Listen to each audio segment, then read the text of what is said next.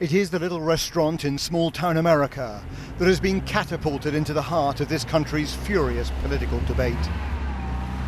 When Sarah Sanders, the White House press secretary, came here for dinner, the owner refused to serve her, something that has outraged many Republicans, and tonight prompted this warning from Sanders herself.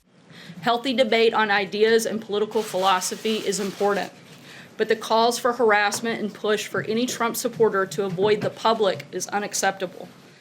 In this town that's been polarized since the Civil War, residents said the decision not to serve Sanders because of her work with Trump has brought the toxic battles of Washington, D.C. into their small community. Some celebrated the restaurant decision. I mean, what was your reaction? I was very supportive. I kind of was yelling it around my house. Others were shocked and openly wondered where it would lead.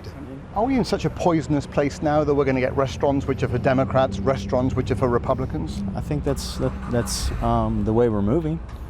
Honestly, I think there's a lot of division in the country, and we're starting to see that. I mean, you're trending that way. It's very scary out there. I think it's disgusting, but that's so typical of this town. You can't fly the Confederate flag anymore.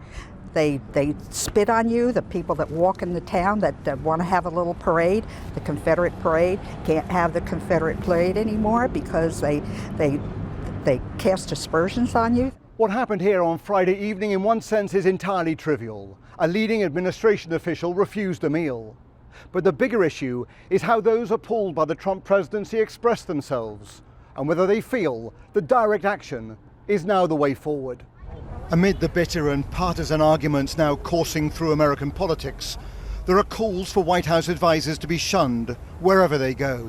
And if you see anybody from that cabinet in a restaurant, in a department store, at a gasoline station, you get out and you create a crowd. And you push back on them. Free the kids! Free the kids! Activists are already mobilizing. This was a scene last week outside the house of Kirstjen Nielsen, who is in charge of immigration policy. Shame! Shame! Shame! Shame! Others interrupted a restaurant dinner she was enjoying. Shame! Shame! Shame! Protesters trying to make ordinary life as unpleasant as possible for those executing on Trump's controversial agenda. Now, one spontaneous act of resistance in this quiet town has ignited a whole new angry debate. Robert Moore, News at 10, Lexington.